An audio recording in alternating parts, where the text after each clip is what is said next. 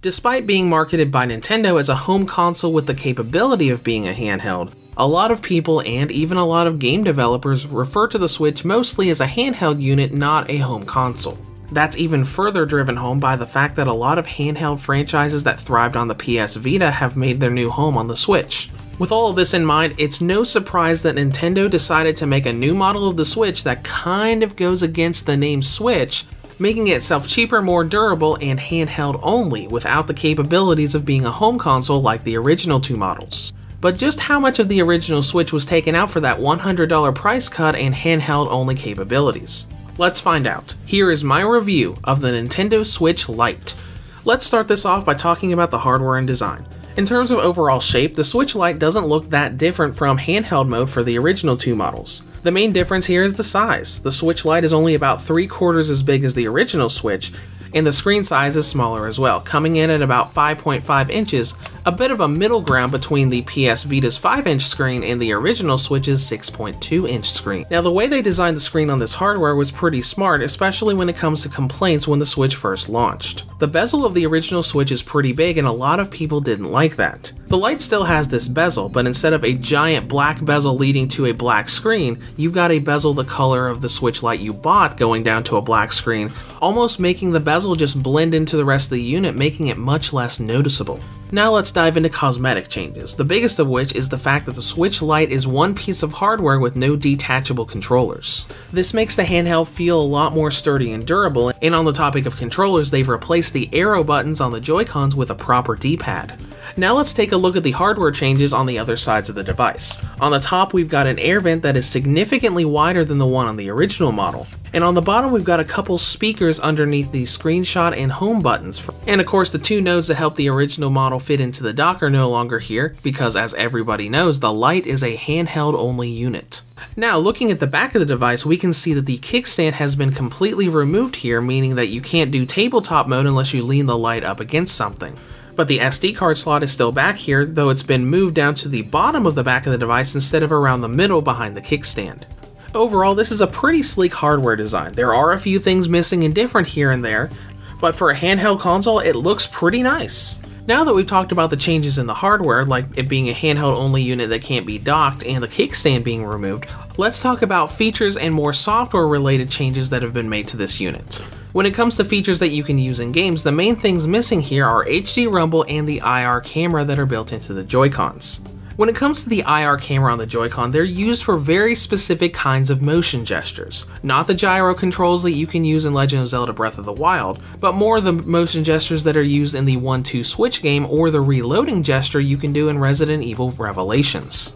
Thankfully, wireless controllers can be connected to the Lite just like on the original model, so if you ever want to play something like 1-2 switch or even fitness boxing, you don't necessarily have to go back to an original model to do that. The lack of HD rumble can also be fixed by connecting wireless controllers. The Lite still has the software setting to turn on vibration, you just can't do it when you're in the handheld mode for the unit itself. Now on the topic of settings, let's talk about screen brightness, because there is a feature built into the original Switch that does not make sense for it to be missing from the handheld unit. When you go into system settings and screen brightness, you'll notice that the auto brightness toggle is completely missing here. It is forever turned off and can never be turned back on. This removal just does not make sense to me. Auto brightness is a feature that can only be used on the original model when it's undocked. So it really begs the question, why would you remove a handheld mode feature from the model that can only be in handheld mode? That's all I got for the design, so let's go right into performance. When you got it in your hands, the unit feels really good. The buttons are very responsive and feel very similar to the buttons of the original models. It's also lighter, and the new shell design feels very sturdy and comfortable in your hands. Now with game performance outside of battery life, nothing is really different here. You're not going to get less or more frames per second when you play games on the Lite versus the original two models. The smaller screen does make games look a little bit better visually, and that's probably a good thing because you're in handheld mode only. A lot of Switch games are not graphically optimized for handheld mode, so when you're playing those games, you're going to want as much improvement as that smaller screen can give you. Now let's get on to the most important part of this review, battery life. We knew the Lite would last longer than the original model, but we didn't know how much longer. And now that I've tested some games, one I chose myself and two I let you guys vote for, let's talk about the readings and comparisons. To save us all some time, I'm just going to give you battery ranges for these games instead of the more detailed numbers that I give in my video reviews. But if you want those detailed readings, you can either go to my website and take a look at the Switch Lite battery chart there, or just go back to my previous reviews of these 3 games, because I'm going to go back and edit the pinned comments there with these new readings here in the next day or two. Let's start with Doom 2016. On the original model, it lasted about 2.5 to 3 hours. On the Lite, it lasts about 3 to 5 hours, and on the V2 model, it lasts about 5 to 6 hours. Next is Legend of Zelda Breath of the Wild. On the original model, it was 2.5 to 3 hours, just like Doom. On the Lite, it lasts about 3 to 5 hours, and on the V2, it lasts 5 to 5.5 hours. And finally, we've got Super Smash Bros. Ultimate.